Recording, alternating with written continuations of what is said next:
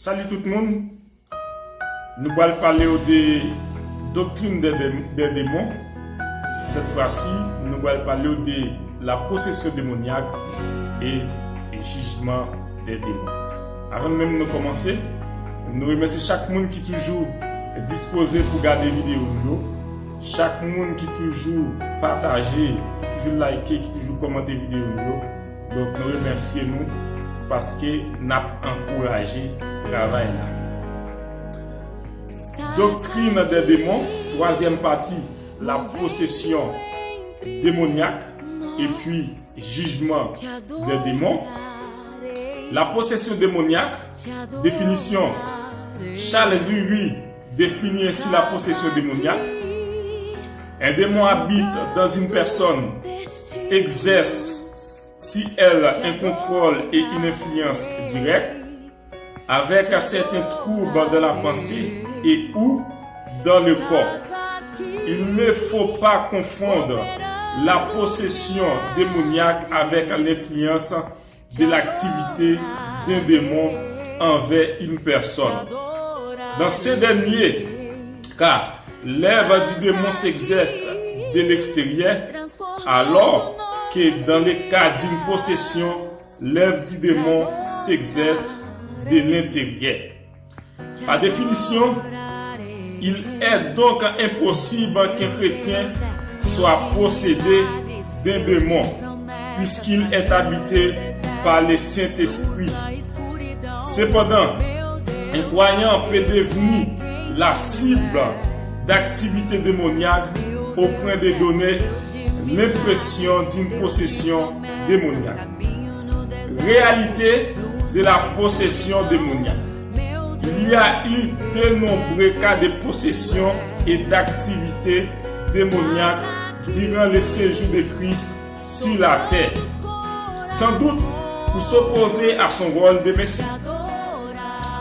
Les évangiles abondent des récits de personnes possédées par un ou des démons, selon Matthieu 4, verset 24, Matthieu 8, verset 16 et verset 28 et verset 33, Matthieu 12, verset 22, Matthieu 15, verset 22, Marc 1er, verset 32, Marc 5, verset 15, Marc 16, verset 18, Luc 8, verset 36, Jean chapitre 10, verset 21. Des leaders de l'église primitive, tels Justin Martyr et Tertullien, font référence à des possessions démoniaques, comme le fait également les pasteurs des masses.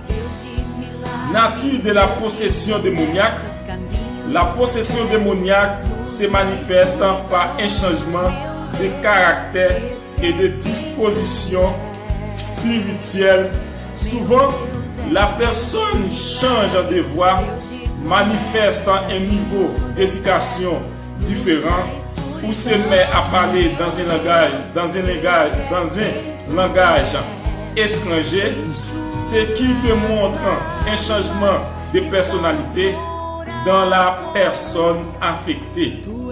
Dans Marc chapitre 1er, verset 23 et verset 24, les démons qui parlaient à travers l'homme ont immédiatement reconnu qui était Christ.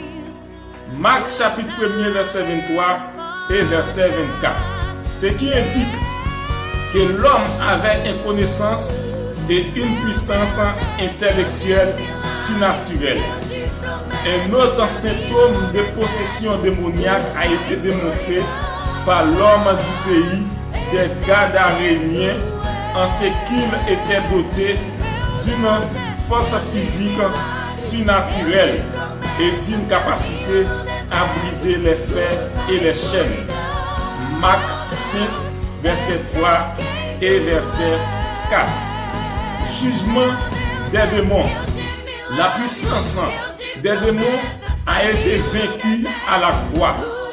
Christ a vaincu Satan et ses démons à la croix et il les a livrés publiquement en spectacle à la manière de vainqueur qui expose un butin de guerre, selon Colossiens chapitre 2, verset 15.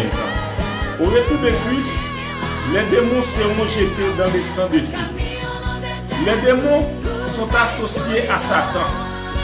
Dans le jugement qui a été prononcé contre lui, Matthieu chapitre 25, verset 41 et Apocalypse 12, verset 9, et ils seront donc jetés dans les temps de feu avec Satan, selon Apocalypse 19, verset 19.